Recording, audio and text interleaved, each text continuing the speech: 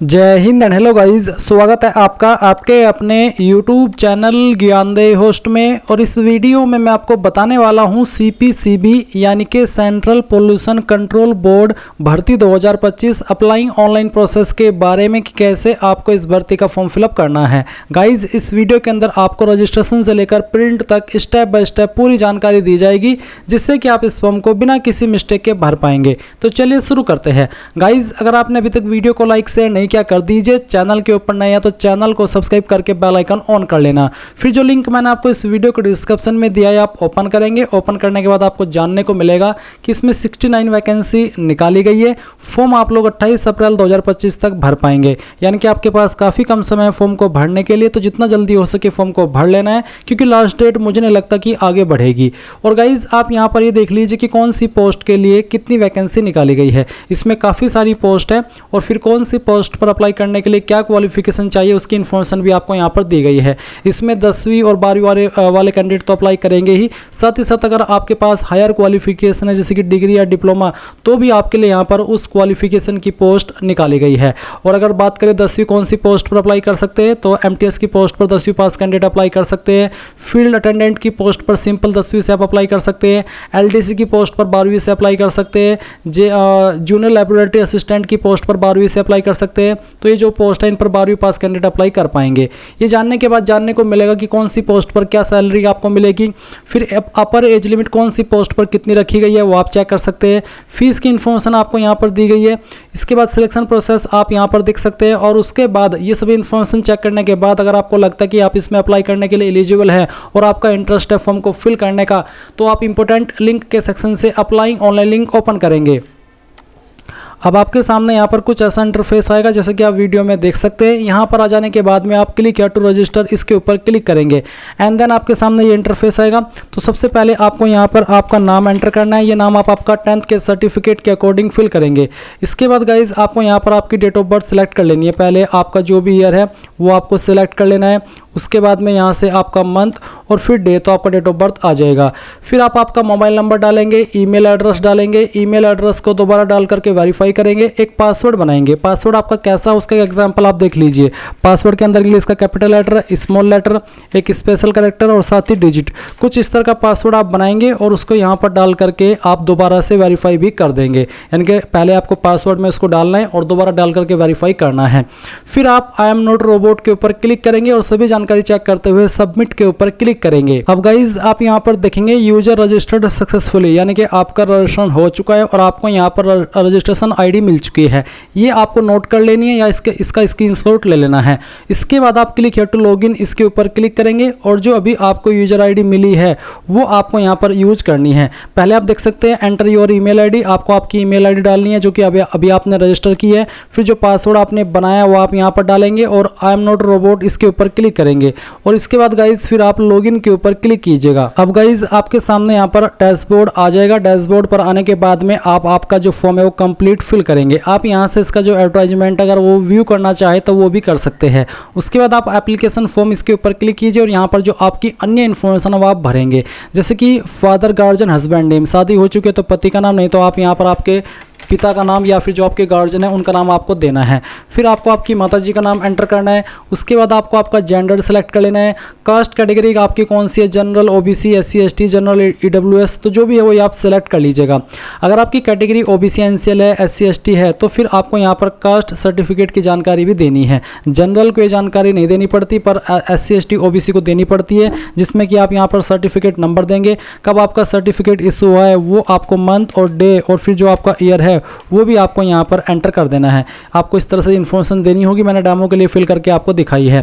फिर गाइज आप यहाँ पर डेजिग्नेशन ऑफ इश्यूइंग अथॉरिटी, कौन सी पोस्ट के अधिकारी ने आपका ये जो सर्टिफिकेट है वो जारी किया है। ये सर्टिफिकेट जनरली तहसीलदार, नायब तहसीलदार, CO, DM इन पोस्ट के अधिकारी द्वारा जारी होता है। आपको आपका सर्टिफिकेट चेक करना है और जहाँ पर मोहर लगी हुई होती है वहीं पर सक्षम अधिकारी के बाद में लिखा होता है कि कौन सी पोस्ट के अधिकारी ने उसको जारी किया है, तो वहाँ से देख करके आपको उस पोस्ट का नाम लिख देना है। फिर क्या आप विकलांग अगर है तो आपको यस करना, नहीं तो आप नो करेंगे। नेशनलिटी के अंदर आप इंडियन सेलेक्ट कर लेंगे। फिर जो आपका परमानेंट एड्रेस है वो आप यहाँ पर एंटर परमानेंट एड्रेस के सेक्शन में कंप्लीट वे में डाल देंगे। नीचे कोरोस्पोंडेंस एड्रेस यानी कि प्रेजेंट एड्रेस। तो गाइज अगर आपका परमानेंट और प्रेजेंट एड्रेस एक ही है तो जो एड्रेस आपने परमानेंट एड्रेस में भरा वही आप कोरोस्पोंडेंस एड्रेस में भर दीजिएगा। अगर अलग है तो अलग अलग से भर दीजिएगा। करंट एम्प्लॉयमेंट टाइप, तो करंटली आप क्या कर रहे हैं, CPCB, regular employ, ex serviceman, defence personal, departmental candidate या फिर इनमें से कोई नहीं, तो आप नन के ऊपर क्लिक कर दीजिए अगर आप इनमें से कोई नहीं है। मैरिटल स्टेटस, अनमैरिड, मैरिड, जो भी आपका स्टेटस है वो आप बताइए। तो इस तरह से आपको स्टेटस बताना है। कोई अन्य फ़ोन नंबर आपको देना है तो आप अल्टरनेट मोबाइल नंबर के अंदर दे देंगे। फोटो आईडी प्रूफ टाइप, कोई एक आईडी आप इनमें से सिलेक्ट कर ले और जो आईडी आपने सेलेक्ट किया उसका नंबर आपको फोटो आईडी प्रूफ नंबर के अंदर डाल देना है। फिर आप देखेंगे सिलेक्ट 7 डिफरेंट एग्जामिनेशन सिटीज़, तो यहाँ पर आपको 7 एग्जाम सिटी की चॉइस देनी है आपकी चॉइस के अकॉर्डिंग। तो पहली चॉइस आप यहाँ पर अपनी चॉइस के अकॉर्डिंग दे दीजिए। फिर आपको सेकंड चॉइस देनी है, फिर आपको थर्ड चॉइस देनी है, उसके बाद में फोर्थ, फिर आपको यहाँ पर फिफ्थ, उसके बाद में सिक्स्थ और इसके बाद में सेवन्थ। तो आपको इस तरह से आपकी मर्जी के अकॉर्डिंग प्रेफरेंस देनी है और फिर आप सेव डाटा करेंगे और उसके बाद सेव एंड नेक्स्ट के ऊपर क्लिक करेंगे। अब आपके सामने यहाँ पर क्वालिफिकेशन एंड एक्सपीरियंस का सेक्शन आ चुका है। तो सबसे पहले आप यहाँ पर नेम ऑफ एग्जामिनेशन पास्ट में 10th की क्वालिफिकेशन सेलेक्ट कीजिएगा। फिर यहाँ पर स्ट्रीम में आपका नोट एप्लीकेबल आते तो आप इसको नोट एप्लीकेबल कर दीजिएगा। ईयर ऑफ पासिंग के अंदर बताइए कि किस साल के अंदर आपने पास कर ली थी। फिर आपको आपके बोर्ड का नाम बताना है, जिस भी बोर्ड से आपने आपकी 10वीं पास की है। परसेंटेज या फिर आपके CGPA कितने थे वो आप यहाँ पर डाल देंगे। आपको बोला है परसेंटेज ऑफ मार्क्स और आपको ये भी बोला है कि CGPA to be converted into equivalent percentage, यानी कि अगर आपके नंबर CGPA के अंदर है तो आप उनको परसेंटेज के अंदर कन्वर्ट करके यहाँ पर फिल करेंगे। डिवीजन आपकी क्या आती है, अगर आपके 60+ परसेंटेज थे तो आप फर्स्ट डिवीजन में आते हैं। आपको पता ही होगा कि आपकी क्या डिवीजन है तो उसके अकॉर्डिंग आपको सिलेक्ट कर लेनी है। सब्जेक्ट्स आपके पास क्या क्या थे, आपको यहाँ पर एक एक करके सभी सब्जेक्ट के नाम एंटर कर देने हैं जो भी आपके पास 10वीं के अंदर थे। मैंने डेमो के लिए 3 सब्जेक्ट लिखे, आप आपके सभी सब्जेक्ट जो 10वीं के अंदर थे यहाँ पर भर दीजिएगा।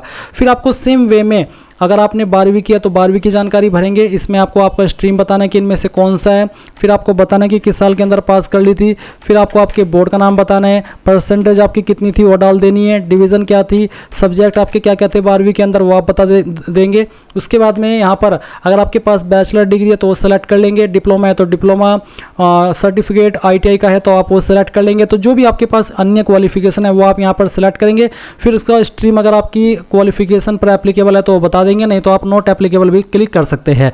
उसके बाद ईयर ऑफ पासिंग आपकी इंस्टीट्यूट का नाम या यूनिवर्सिटी का नाम देंगे, परसेंटेज और आपकी डिवीज़न और साथ ही साथ आपके सब्जेक्ट्स या फिर जो भी आपका ट्रेड था वो आप बताएंगे।